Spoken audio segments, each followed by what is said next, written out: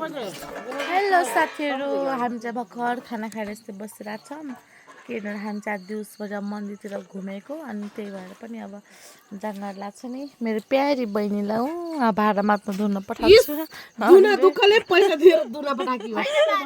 होइन नि नानी, पैसा दिएर होइन हो। बहिनी भने बहिनी हो त त्यो दिदी हेर्छ, यो दिदीको डबल गरेँ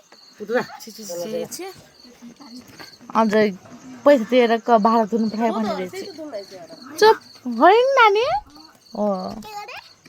के गर तेरो आराको बात सुनाइस् क्या किन तको महाराजा होस् क्या नि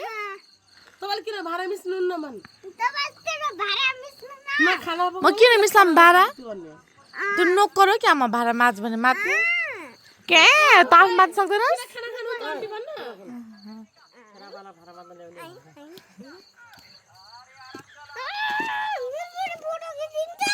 कसको चुप त डाकेर नबोल है त मसँग नबोल्दै रे त्यहाँ बहिनीले भाडा माझिरहेको छ। यसले छोरी बहिनीको केही काम छैन, यसले पनि भाडा माझ्दैछ।